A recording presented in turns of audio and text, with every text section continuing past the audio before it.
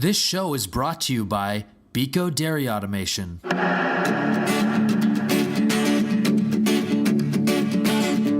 have tuned in to the Agribusiness Dairyman News Hour magazine, your 1 hour all dairy connection. We call it the Dairyman's source for news, ideas, information, and technology, mixed with a double dose of current market conditions. The what, the why, and the how things influence the amount of money dairy producers receive for their daily milk deliveries. We offer this daily News Hour magazine as a catalyst for long-term dairy producer sustainability. We invite every dairy producer in America to get their daily dose of what can be done and what they can do to achieve and maintain profitability on their farms. $22 for 36 months is our goal. We advocate there is a way forward. We invite dairy producers to come listen, learn, and participate. This is a no-complaint zone. We talk solutions. So get out your pen and paper. And now, here's your host of the Agribusiness Dairyman News Hour magazine, Mr. Tom Van Nortwick, owner of Agribusiness Publications, publisher and editor of the Agribusiness Dairyman magazine.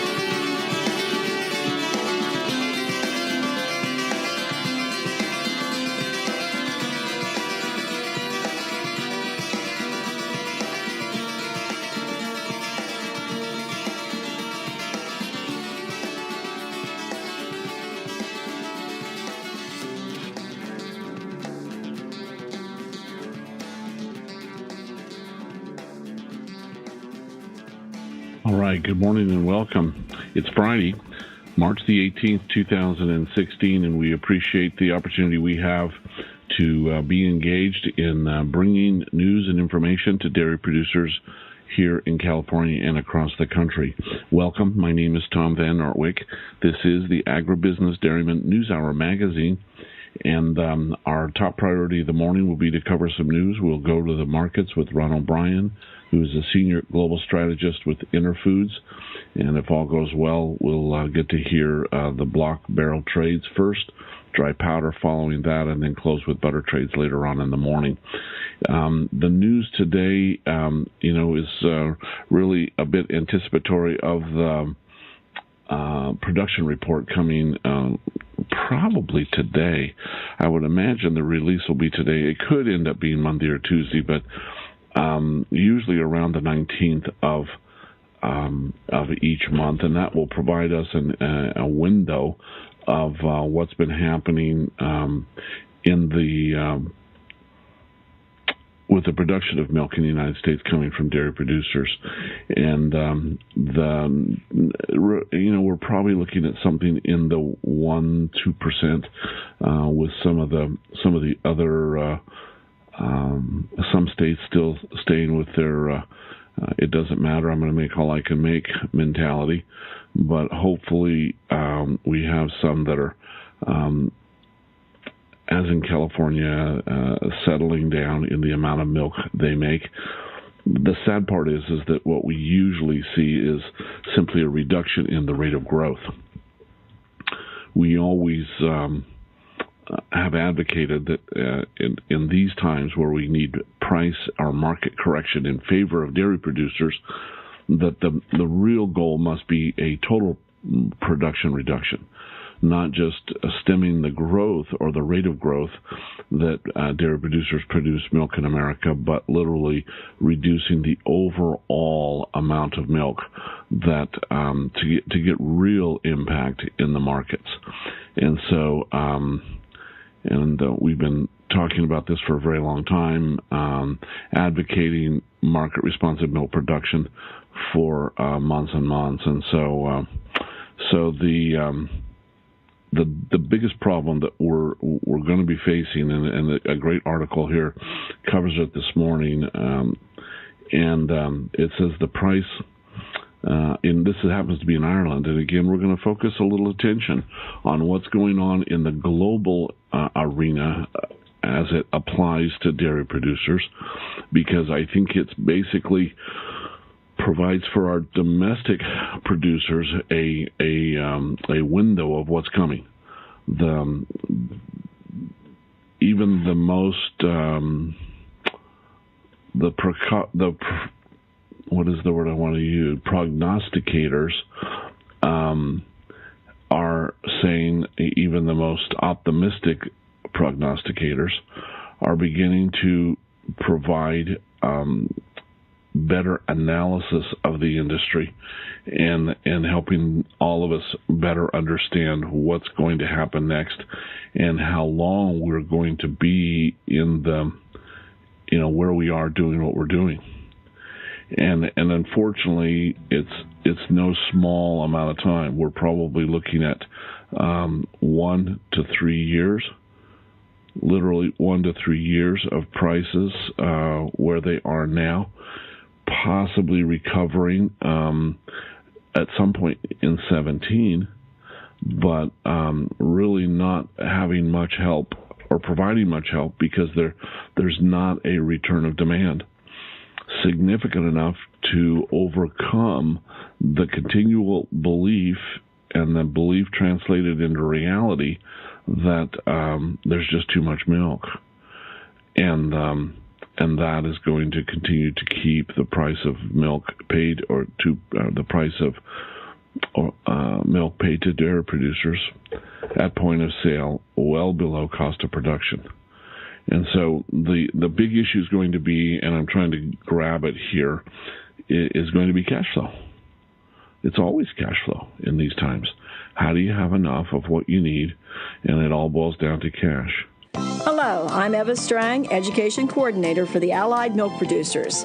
Cereal and milk have always been a mainstay for breakfast, at least since 1882. That's when the first commercially manufactured cereal was made by Henry Perky. It was called shredded wheat, and it's still with us today as one of the most popular cereals. Remember, breakfast is probably the most important meal of the day, and a good breakfast includes nutritious dairy foods like milk on cereal. A good way to start the day. Is your milking equipment holding your dairy back? Are you still milking with 5/8-inch dairy equipment that became popular 35 years ago?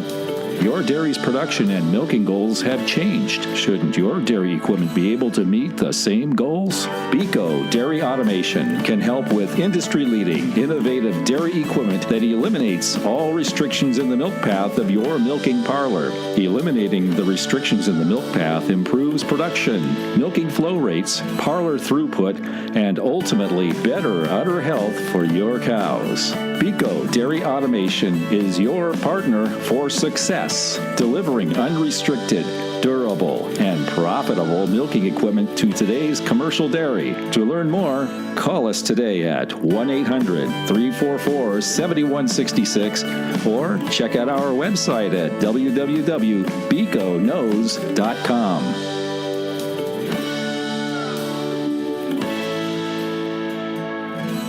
The Irish Farmers Association National Dairy Chairman has said the decision by the Dairy Gold Co-op Board to cut their February milk price was all the more disappointing when other companies in the country all held their price for last month's milk. Excuse me.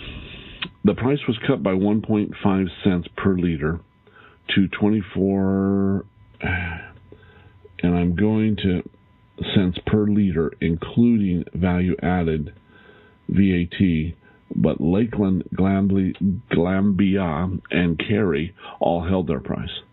Dairy Chairman Sean O'Leary said dairy markets had been weakening for months, impacting farm gate prices, which motivated major decisions by the Council of EU Agriculture Ministers in Brussels yesterday. Remember, they met. This is a Wednesday posting.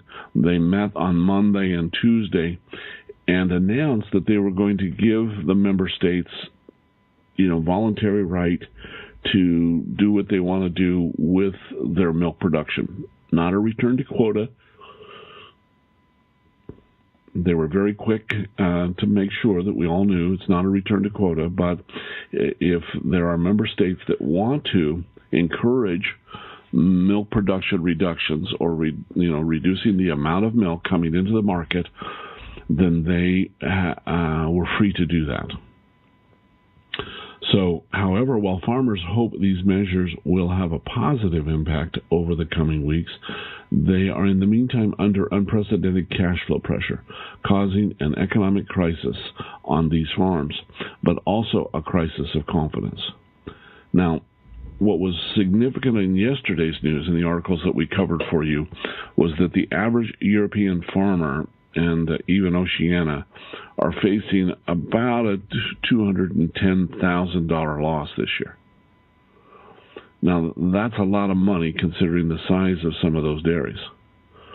And so, and of course, all the while, never having enough money. Milk prices have been failing steadily, the article goes on, for well over a year, and in the face of lower constituents and higher inputs, lower constituents, I don't know what they mean by that, and higher input bills this spring, farmers really need the type of support most of our co-ops have given in the second half of 2015 into 2016, Mr. O'Leary said. It is simply unfair and unsustainable to expect farmers to continue in expansionary mode without support when prices have fallen below production costs for such a prolonged period. Now, I don't know why anybody would be in expansion mode. Don't know why. Can't imagine who it would be that would A, recommend it, and B, then listen to the stupidity of that, and then actually execute an expansion. Now, you can do it, yeah, if you got unlimited money and maybe you're diversified and maybe you don't care about how much you're losing over what period of time.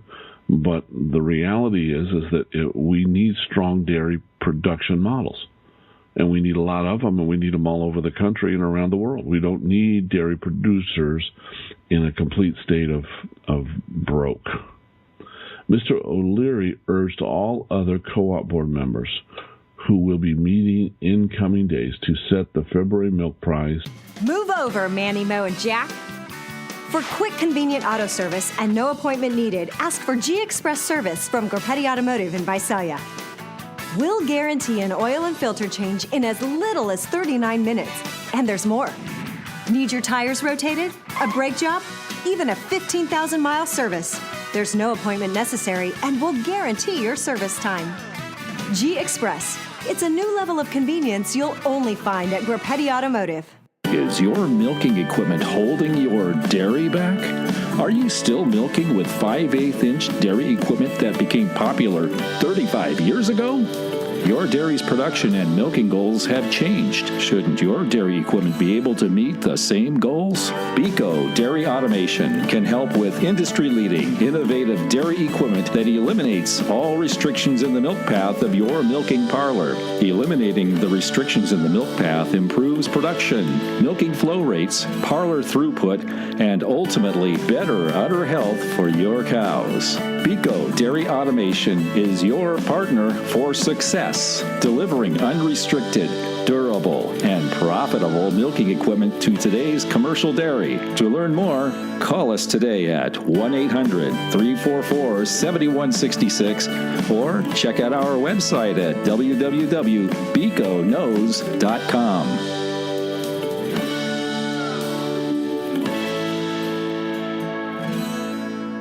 But to finish our point relative to what's going on there in Ireland, Mr. O'Leary urged all other co-op members who will be meeting in coming days to set the February milk price to follow the example of Lakeland, Glanbia, and Kerry by continuing to support and hold the price. And so, okay, that's all fine. And but what good's that going to do to the thing about what we've learned from Robin Berg, and he brings up this point all the time. Now, he is the founder of Dairy Pricing and the Dairy Pricing Association. We're going to talk about that. That's going to be our cover story this morning when we get back to it. But it talks about greater responsibility being taken and by the dairy producer for all of this. Here, it's everybody else's fault but the producers? No, I don't think so. I don't think so. Never has been, never will be. Everybody has a hand in this. Everybody needs to do more than they're doing to help restore pricing for dairy producers. Hang on while we join Ron O'Brien and pick up the blocks and barrel trades this morning. I'll be quiet here, and then we'll be listening next to Ron O'Brien. 30 seconds till we open here. Once again, settlement in the blocks, 148.75, barrels, 142 even. Hey, how's it going? I'm doing all right, man. We got 20 seconds till we open here. Settle the block at 148.75, barrels, 142 even. And should be pretty good cast of people in here today.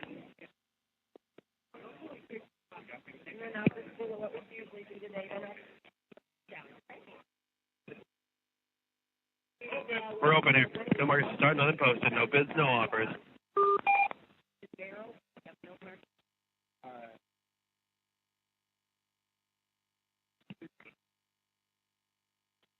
All right, 15 seconds in here, still nothing posted. No bids, no offers.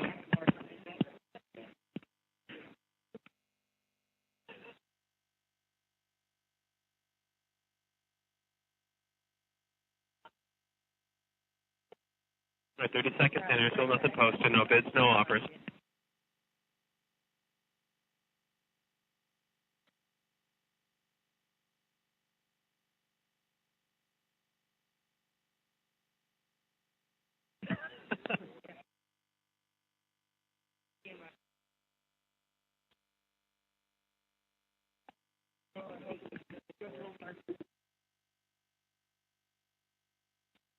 All right, minute in here, still nothing posted. No bids, no offers.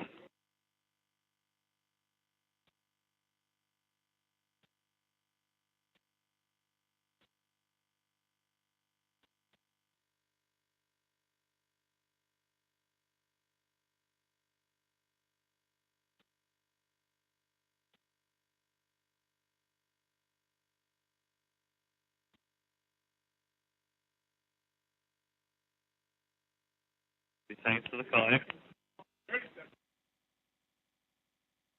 Nothing posted, no bids, no offers. 145 even offer in the barrel by BJM. 145 even offer in the barrel. 142 even bid in the barrel by Nick. Steady bid in the barrel by Nick. 145 even offer by BJM. No market in the block. 5 seconds till the call here. All right, going to the call here. First call. 42.25 bid in the barrel by Nick. Still 145 even offer by BJM posting. First call. Second call. Third. 42.5 bid in the barrel by Nick. Still 145 even offer. First call. Second call. 42.75 bid in the barrel by Nick. Posting. First call. Second call. 43 even bid in the barrel by Nick. We're up a penny on the day here, barrel. Still 145 even offer by BJM. First call. Second call. Third. 43.25 bid in the barrel by Nick. Trev. Mitch sells that. Or, sorry. Mitch sold that. 143 even. Mitch is in here for JMR today. 43.25 bid in the barrel by Nick. That trade was at 143.25. Posting. First call. Second call. 43.5 bid in the barrel by Nick. Posting. First call. Second call. Third. 43.75 bid in the barrel by Nick. So 45 even offer by BJM. Posting. First call. Second call. Third. 44 even bid in the barrel by NK. 46 even offer now by BJM in the barrel. He canceled his 45 offer. 46 even offer. Posting. First call. Second call. Third. 44.25 bid in the barrel by Nick. We're up 2.25 on the day. 149 even offer in the block by KP&T. Posting. First call. Second call. Third. Minor buys the block at 149 even. KPC 149 even offer. 149 trade block. Up a quarter on the day block. 150 even offer in the block by KPC. Posting. First call. Second call. Third. 44.5 bid in the barrel by Nick. Still offered at 146 by BJM. Posting. First call. Second call. Third. 44.75 bid in the barrel by Nick. Still 150 even offer in the block by KPC. Posting. First call. Second call. Third. 145 even bid in the block by Nick. In the barrel by Nick. Still 146 even offer. First call. Second call. Third. 45.25 bid in the barrel by NK. First call. Second call. 45.5 bid in the barrel by Nick. Still 146 even offer. First call. Second call. Third. 45.25 bid in the barrel. 45.75 bid in the barrel by NK. Mitch sells at 147 even offer now by BJM in the barrel. Canceled his offer. 47 even offer in the barrel. NK bids 145.75 bid in the barrel. Posting. First call. Second call. 46 even bid in the barrel by Nick. 147 offer by BJM. Posting. First call. Second call. Third. 46.25 bid in the barrel by Nick. Still 47 even offer. First call. Second call. Third. 46.5 bid in the barrel by NK. Posting. First call. Second call. Third. 46.75 bid in the barrel by NK. So 147 even offer by BJM. BJM cancels his 47 even offer. It's a 148 even offer in the barrel. Posting. First call. Second call. 147 even bid in the barrel by NK. So 148 even offer by BJM. First call. Second call. Third. 47.25 bid in the barrel by NK. Or 5.25 in the barrel. Posting. First call. Second call. Third. 47.5 bid in the barrel by NK. So 148 even offer BJM. Posting. First call. Second call. Third. 47.75 bid in the barrel by NK. 49 even offer in the barrel by BJM. Posting. First call. Second call. Third. 48 even bid in the barrel by NK. Posting. First call. Nick buys the barrel at 149 even from NK. 149 even trade barrel. Block still offered at 150 even by KPC. 49 even bid in the barrel by NK. No offer in the barrel. Posting. First call. Second call. Third. 9/4 bid in the barrel by Nick. Posting. First call. Second call. Third. 49.5 bid in the barrel by NK. Posting. First call. Second call. Third. 49.75 bid in the barrel by NK. Posting. First call. Second call. Third. 150 even bid in the barrel by NK. 151 even offer in the barrel by BJM. Posting. First call. Second call. Third. Closed. All right, so we're going to settle right there at the block at 149 even, up a quarter, one load trading. Barrel settling at 150 even, up 8 cents, 3 loads traded total in the barrel.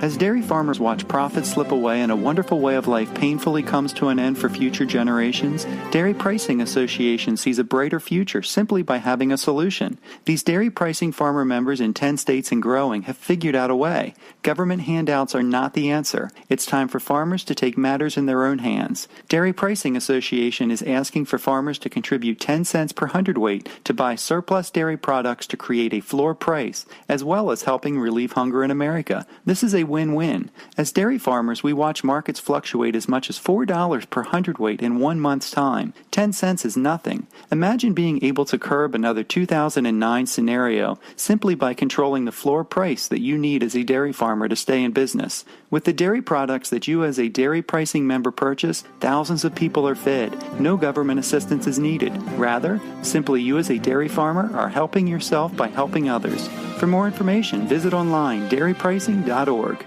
Are you restricting the profitability of your dairy herd? Beco Dairy Automation can help with industry-leading, innovative dairy equipment that eliminates all restrictions in the milk path of your milking parlor. Beco Dairy Automation is your partner for success, delivering unrestricted, durable, and profitable milking equipment to today's commercial dairy. To learn more, call us today at 1-800-344-7166. Check our website at becoKnows.com.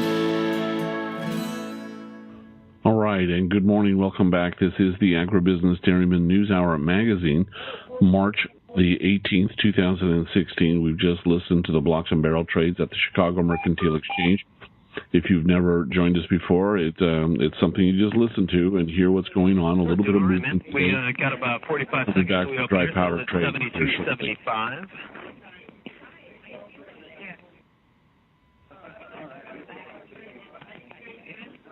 Those blocks and barrel trades ran on and on and on. Pretty lengthy this morning, lots of activity. But 30 seconds to open for dry powder. We'll leave it there and just listen in, and then we'll come right back after the dry powder trades. This is the Agribusiness Dairyman News Hour magazine. Looks like BMJ is going to be in here today. I'm not sure. It may be covered for somebody. I'm not sure. Comes in here every once in a while. 5 seconds to open. No, it's not. 72.5 bid on one by Trev. 72.75 bid on one by PPT. Trev joins the bid at 72.75. Two bid at 72.75. PPT and Trev. No offers.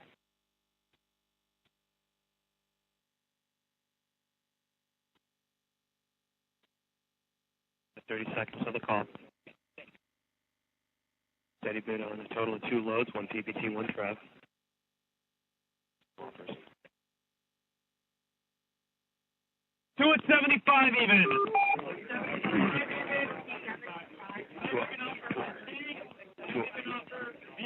VMJ joins the offer at 75 even.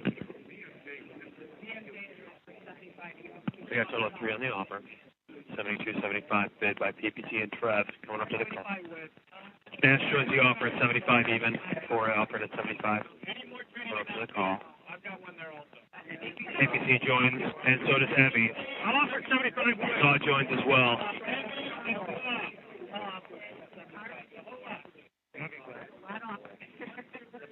I think that's 6 on the offer. 7 on the offer. Steady bid on 2 loads. 73 even bid on 1 by Trev.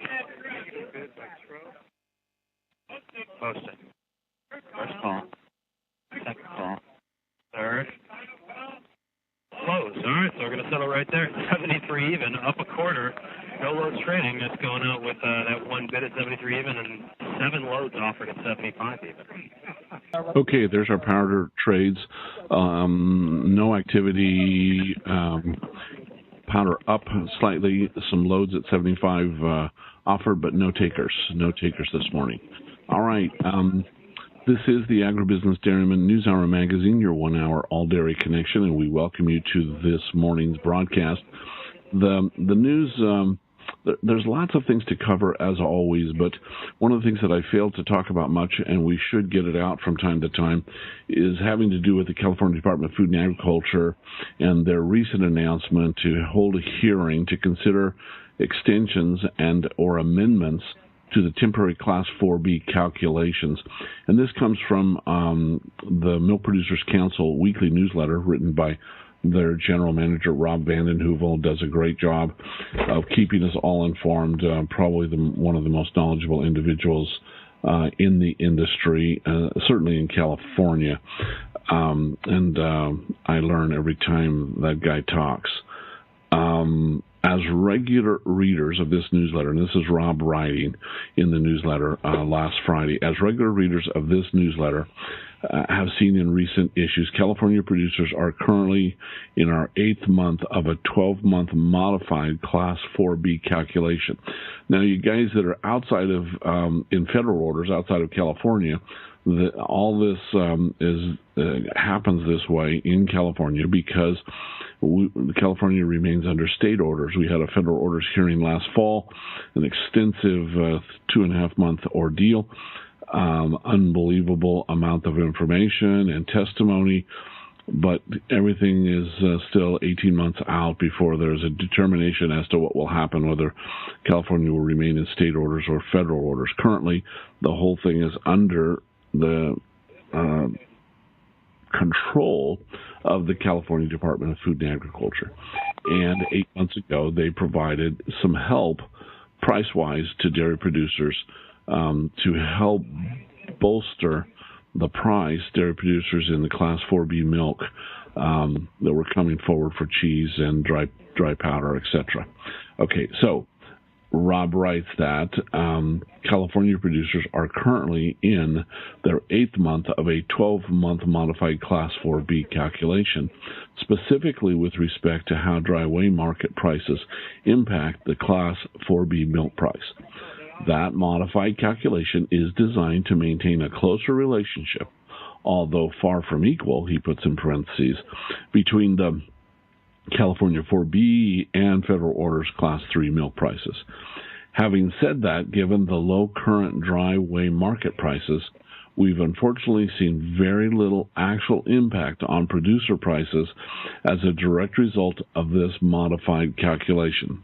However, as dry weigh market prices hopefully strengthen, this modified calculation will provide a meaningful improvement for California producers over the previous calculation.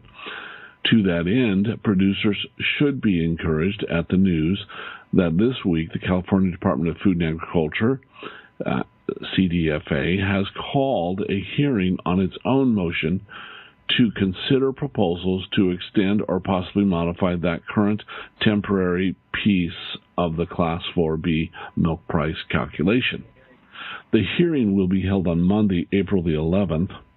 You know, the wheels of government turn kind of slow, so we're a month out when this announcement's at 9 a.m. in the auditorium at CDFA's office at 1220 N Street, Sacramento, California. MPC, Milk Producers Council, will be working with our fellow producer trade organizations and associations or cooperatives in developing a coordinated producer approach to this hearing.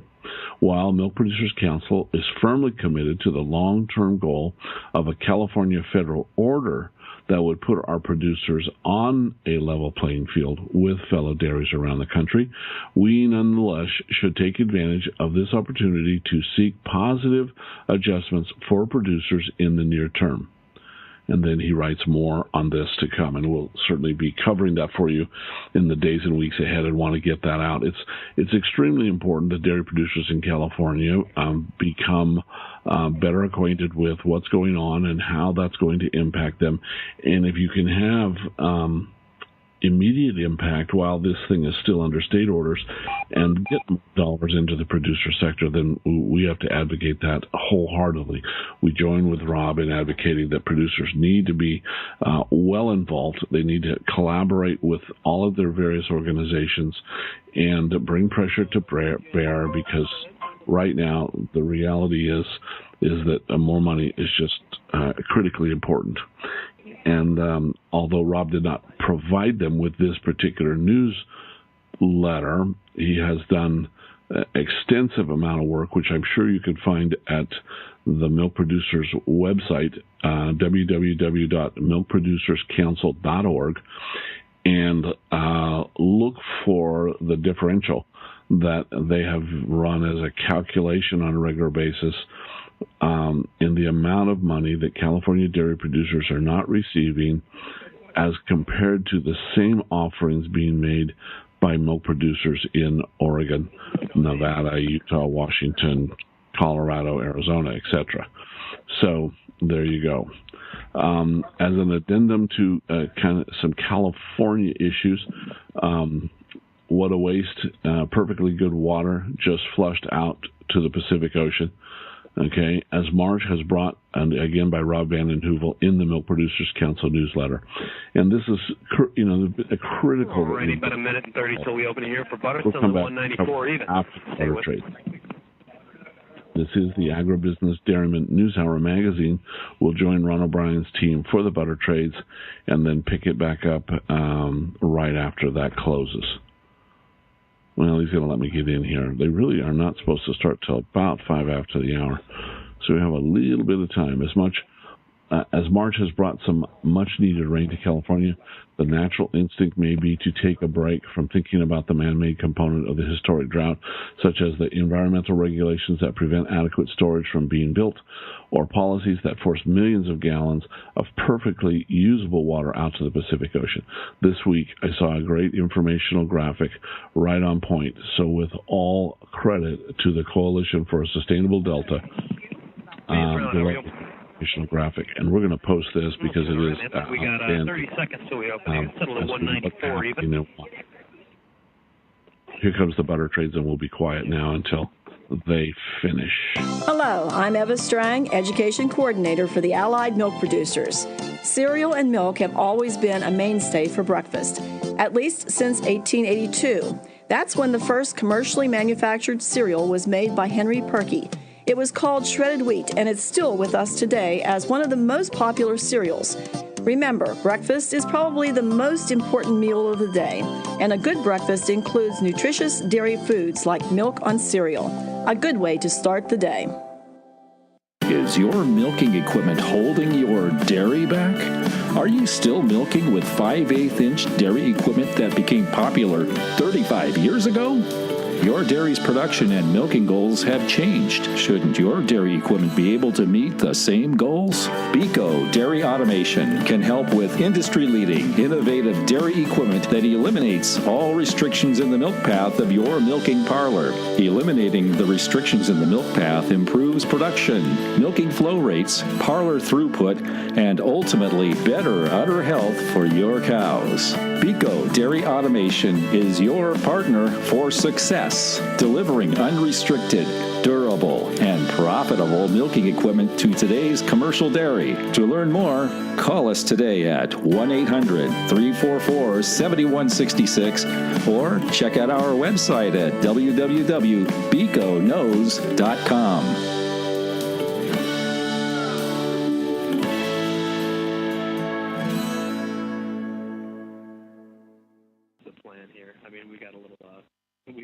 bouncy chair that people love. You know, to confine there, we just ran. That's my opportunity. Oh, man. Yeah. Absolutely. 30 seconds till the call here. 195 even bid by GTL. One offered at 98 by Hess.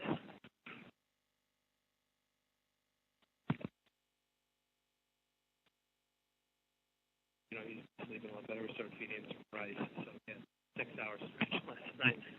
So we're all pretty well rested. Nice. Yeah. All right. 5 seconds till the call.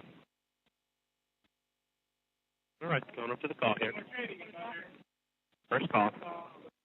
Second call. Third. Loads. All right, well, we're going to settle right there at 95 even. Up a penny. No loads traded there. Just going on with the upfield bid, upfield offer.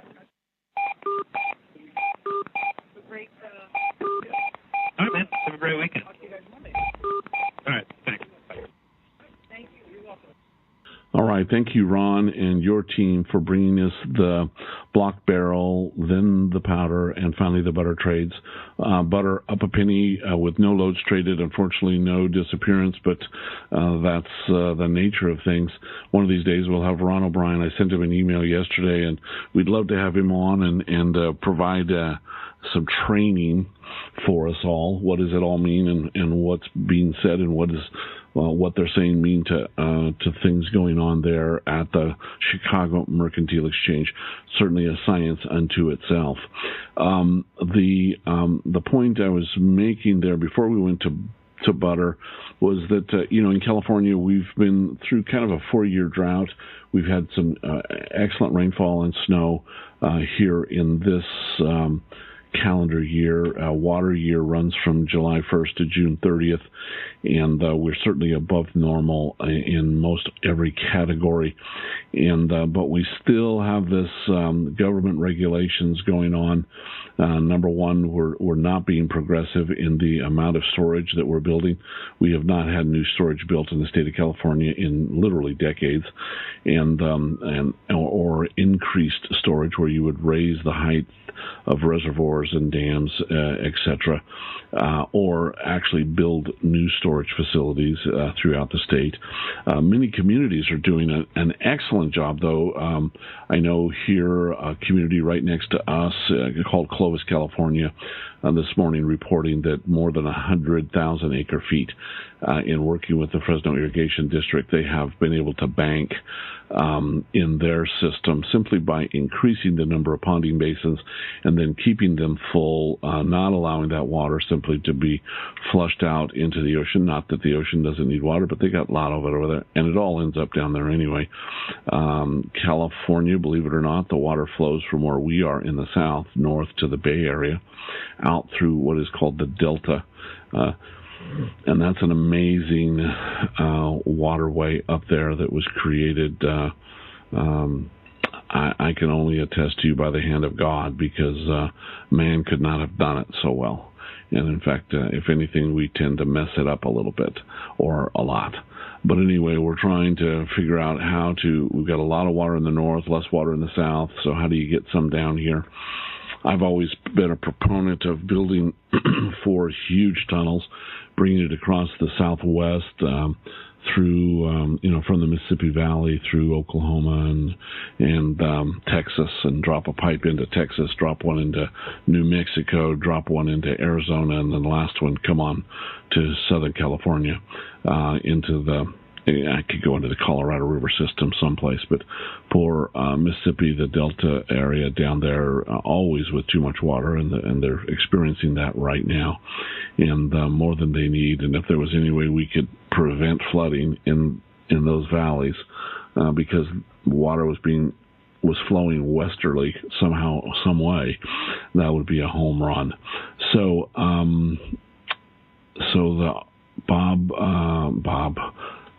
Rob Van Heuvel indicates that a great graphic, www.sustainabledelta.com /features/update lost water, lost opportunity.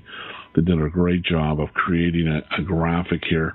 As California struggles to recover from record drought conditions, environmental regulations to protect fish continue to force hundreds of thousands of acre feet of precious water to be flushed out to the ocean.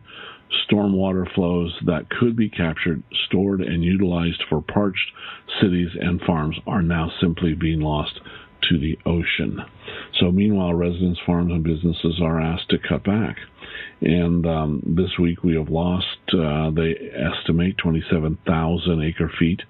So far this calendar year, they've lost 648,000 acre feet of water due to environmental restrictions to protect fish. Now that's enough water from this graphic to water 162,000 acres of productive farmland. It influences 5,023 jobs, and enough water that we've lost so far this year is enough water to provide 1,440,000 families with their water needs for 1 year. So, there's no way to win, I think, sometimes with government when we fight them independently. When we the problem we don't the problem we have, and have yet not overcome, or have not overcome, I should say, is a collaborative effort amongst those who are most influenced. We have communities in this valley, unfortunately, due to lack of leadership at a state level and elsewhere, and policies that prevent needed progress, that can't turn the water on and have water running, safe water, drinking water in the house. And that's not right. Those things need to be resolved, and they should be top on the agenda of leadership at a city, county, state level, and even federal level. And we are so darn slow to respond. So that's certainly a big issue. Well, as I promised in our cover story this morning, the organization called Dairy Pricing out of Madison, Wisconsin, proposes some fairly simple solutions to the problems that dairy producers are facing, not only in this country, but as we have done a fairly extensive job of keeping track of what's going on a global basis. As dairy farmers watch profits slip away and a wonderful way of life painfully comes to an end for future generations, Dairy Pricing Association sees a brighter future simply by having a solution. These dairy pricing farmer members in 10 states and growing have figured out a way. Government handouts are not the answer. It's time for farmers to take matters in their own hands. Dairy Pricing Association is asking for farmers to contribute 10 cents per hundredweight to buy surplus dairy products to create a floor price, as well as helping relieve hunger in America. This is a win-win. As dairy farmers, we watch markets fluctuate as much as $4 per hundredweight in 1 month's time. 10 cents is nothing. Imagine being able to curb another 2009 scenario simply by controlling the floor price that you need as a dairy farmer to stay in business. With the dairy products that you as a dairy pricing member purchase, thousands of people are fed. No government assistance is needed. Rather, simply you as a dairy farmer are helping yourself by helping others. For more information, visit online dairypricing.org. Are you restricting the profitability of your dairy herd? Beco Dairy Automation can help with industry-leading, innovative dairy equipment that eliminates all restrictions in the milk path of your milking parlor. Beco Dairy Automation is your partner for success, delivering unrestricted, durable, and profitable milking equipment to today's commercial dairy. To learn more, call us today at 1-800-344-7166. Check our website at becoKnows.com. This is the Agribusiness Dairyman News Hour magazine, your 1 hour all dairy connection, and it is Friday, March the 18th, 2016. And our cover story this morning is going to focus on the continual concern we have that as things worsen, and they're pretty bad globally, they're going to get worse here domestically in the United States, that there's a lot of finger pointing going on, and there's a lot of opportunity to blame other people, and really what we advocate so often is that every dairy producer is important. There is no reason why we should be losing more dairy producers when we have the ability, as taught to us by other dairy producers, to resolve the problem. And the resolution is real simple. Dairy producers are going to have to take full responsibility for total milk production, whenever that is, and wherever it ends up, either sold or not sold, stored or not stored, in the milk chain. And that there are ample opportunities for the milk industry to increase consumption and total utilization on a domestic level, and I think globally as well. But we've got to be market responsive, and producers have to take total responsibility. They have to engage themselves in either through their organizations or individually or collectively, collaborating with all the different groups, because we need everybody. You can't take one of the players out of the game. I haven't seen that being offered up as an option, where, oh yeah, we can just get rid of the processor. Yeah, we can get rid of the co-ops. We can't get rid of the producers. Everybody's been trying that. Even producers try and get rid of producers. I've heard it, seen it, and that's just wrong. That's the worst economic impact and economic disaster we can create for ourselves, short term and long term, that exists.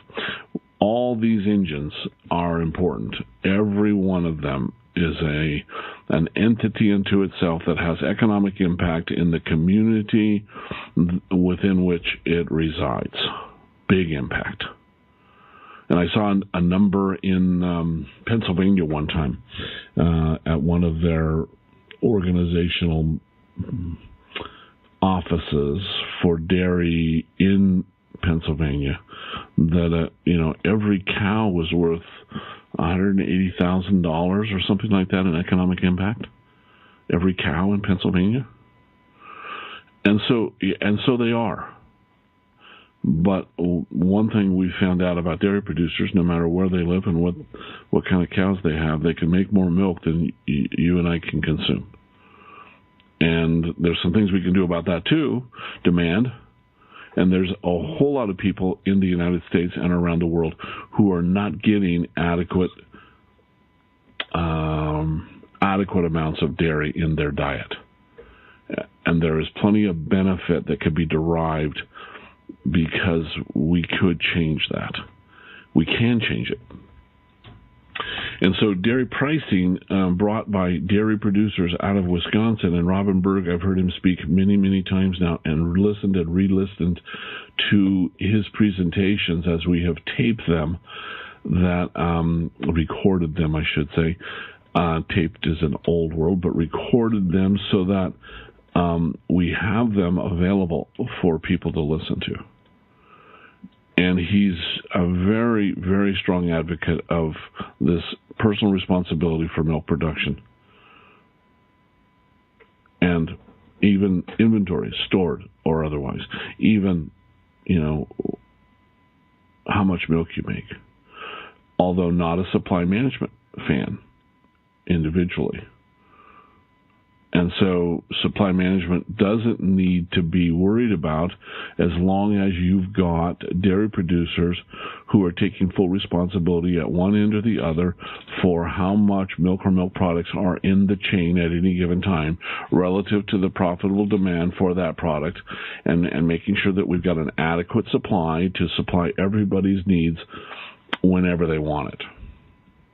And even the federal orders thing, that whole conglomeration that is federal orders, supposedly was all about making sure that there's equitable distribution and availability of milk and milk products in the United States.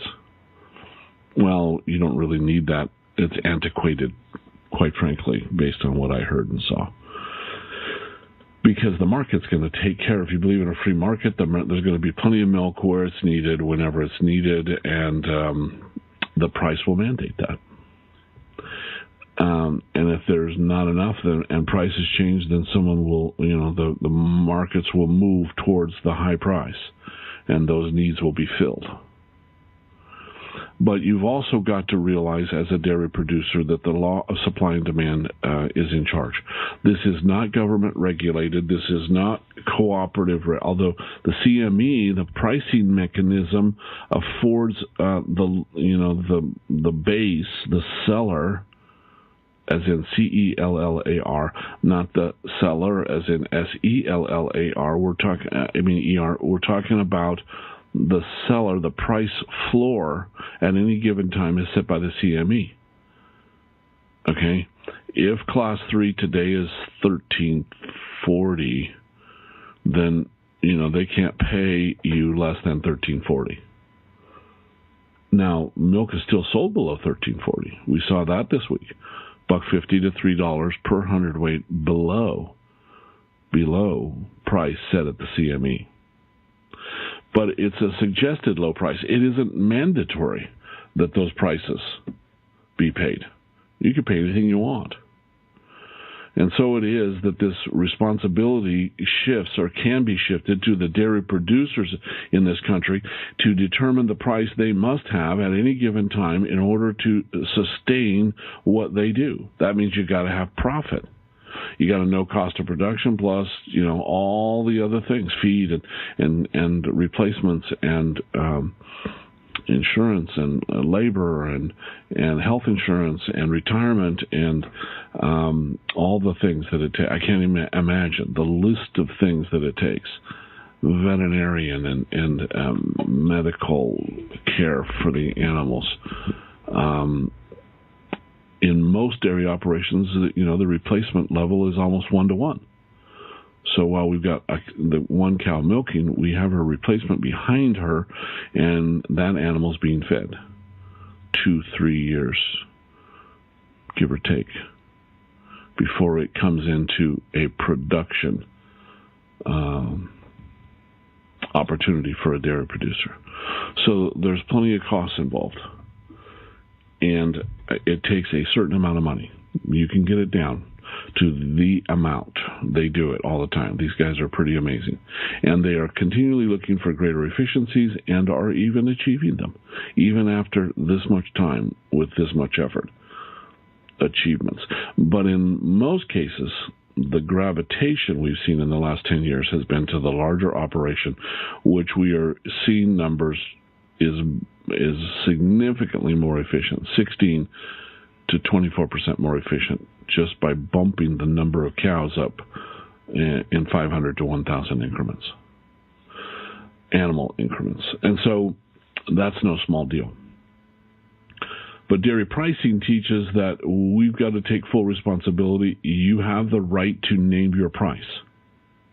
And so as we see producers go this week and shoot water on government buildings and protest against their government leaders and raise all sorts of havoc in the European Union and elsewhere, and there's plenty of trash talk about leadership to go around and plenty of blame to go around in New Zealand, Australia.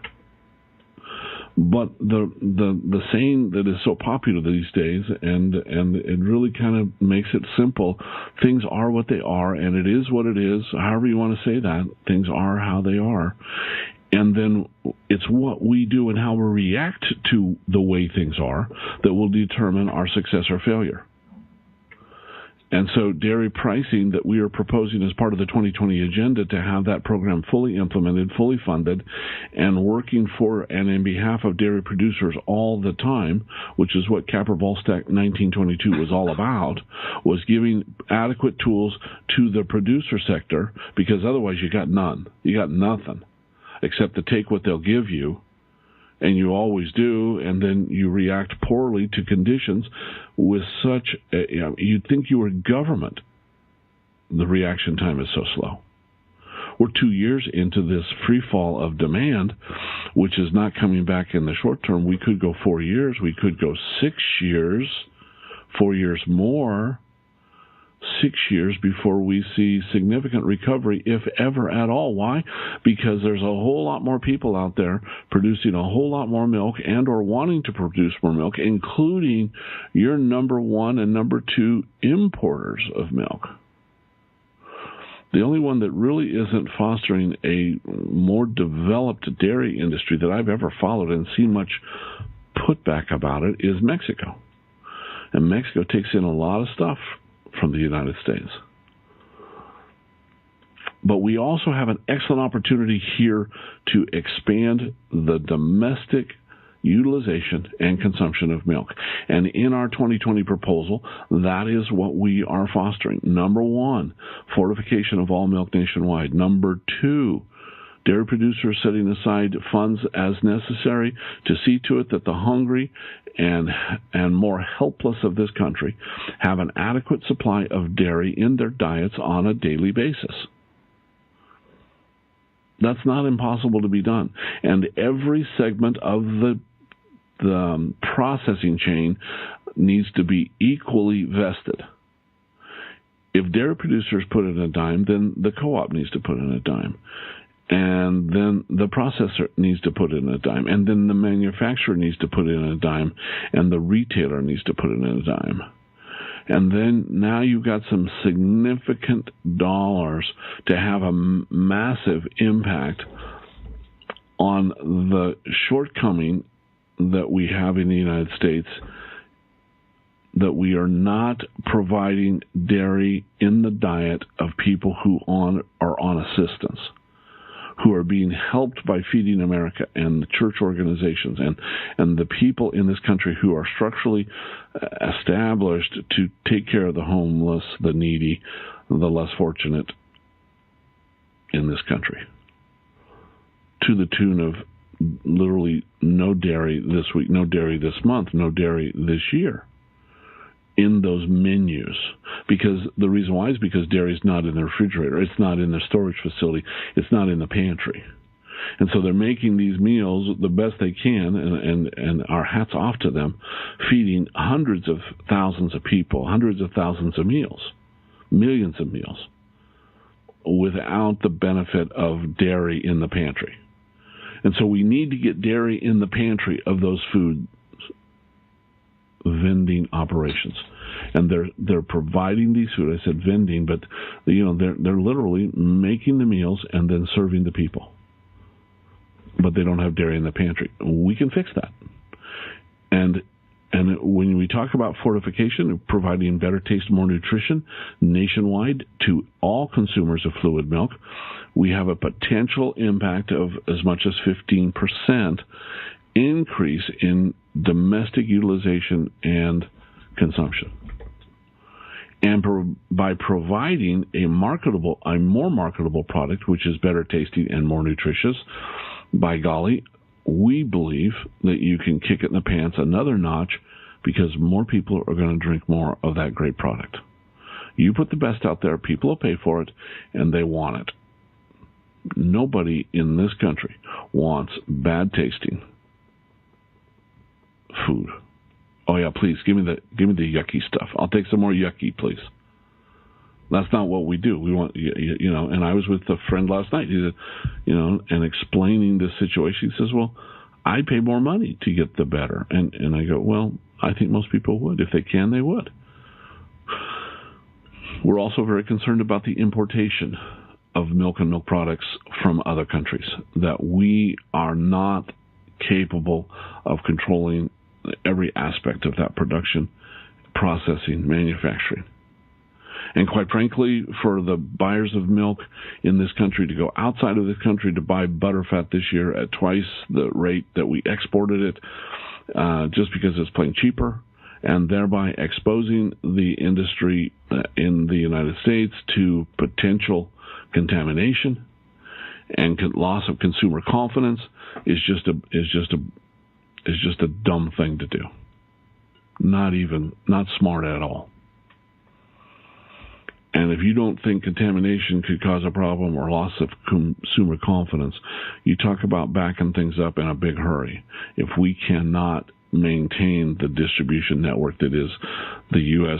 domestic demand for milk and milk products, because people are concerned about the integrity, could become concerned about the integrity of that milk chain. So responsibility, again, taking full responsibility for what you produce, how you produce it, the care and keeping of the animals and what goes on the farm, then the shipment of that, the testing of that, the processing of it, the manufacturing of it, and then, of course, the redistribution to the consumers at whatever level, whether it's at your favorite restaurant or it's to the grocery store, it's at your home. No matter where, we have to make sure that the very best is delivered all the time. The best tasting, most nutritious. And so there are more than enough issues here, more than enough opportunity as well. And so we just advocate that there needs to be stronger collaboration amongst dairy producers with their various components that make up the dairy industry. You've got to create greater synergy. We've got to do a better job of improving the products nationwide, and then market the heck out of it and have people test it and see if there isn't a difference, that it does tastes better. Yes, it is more nutritious. And this is why we do it. And then, of course, if we can solve the issue of hunger in America, because everybody puts aside a dime, and I'm talking about everybody, top to bottom, and then equally share that responsibility, that it doesn't have to be this way, that 25% of the population of the United States of America do not have a regular serving of dairy on the table at every meal. Right now, we're not even on the table every day. We're not even on the table this week, much less on every table for every meal. But it's a worthwhile goal, and it's achievable. And all we need to do is decide that's what we're going to do, and then we work it backwards and find out and come up with the process that it may take for that to be accomplished. So that's what the 2020 agenda is about. We're going to take that out and knock the doors and talk to dairy producers and to the people in the industry, because we've got to come up with a different way to do this. And we think that you will respond well as a dairy producer because, quite frankly, the alternatives are a little bleak. And if we don't do something in the short term, then we're going to be relegated to this 4-year plan that nobody, oh no, it's a perfect storm and it's nobody's fault really. Well, guess what? Lack of leadership. I mean, we're literally, frozen. A paralysis by analysis is what we do so well. And we need to stop it. And so there is a way forward. Dairy producers have identified what it is and what should be done and even how to go about getting it done. And so we bring that message to you. That's our job. So that's our cover story this morning on March the 18th, 2016. Greater responsibility taken on by dairy producers. We need the supply chain to be leading the industry. Supply chain to be leading the industry. And so we advocate that is the right way forward. And if you want to learn more about that, visit our website at my-dairyman.com. Visit the dairy pricing website at www.dairypricing.org. These are dairy producers. We didn't make this up. These are not just our ideas. We refine. Wait till you see how we think we should convey the message. That's what we're here to do, is to help convey the message. Do it creatively, do it with impact, and be consistent, to be persistent. Consistently persistent is what we like to say, with a quality message, and that's what we do. So there's a great industry, great people, a wonderful product, and we are grateful for the opportunity we have to be involved in helping that to be a success for every segment of the dairy market and industry. So thank you again for joining us. Everyone have a safe weekend. We'll be back on March the 21st, 8:30 a.m. in the Pacific Time Zone, 712-432-0900 if you want to get on the conference call. Your PIN number is 666-632-pound. And you can catch us on YouTube, Facebook, Twitter. You can visit our website, as I said, at my-dairyman.com. And then we'll talk to you on Monday. Have a safe weekend, and bye-bye. Imagine life without cheese. Okay, it's a horrible thought, but we're only pretending. Pasty pizzas, blah burritos, colorless casseroles, the mind boggles. Cheese transforms the eating experience. It can be creamy or crumbly, sharp or sweet, hot and gooey, or room temperature. With hundreds and hundreds of different varieties, cheese can really add zing to your meals. Behold the power of cheese, presented by the Allied Milk Producers. Pico Dairy Automation is your partner for success, delivering unrestricted, durable, and profitable milking equipment to today's commercial dairy. To learn more, call us at 1-800-344-7166.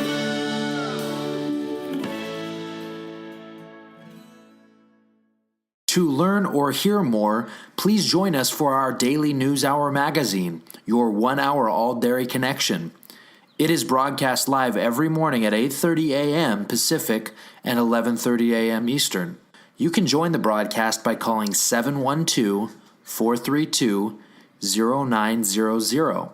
Your conference PIN number is 666632#, or you can listen to the recorded call by dialing 712-432-0990, using your same PIN number for personal access.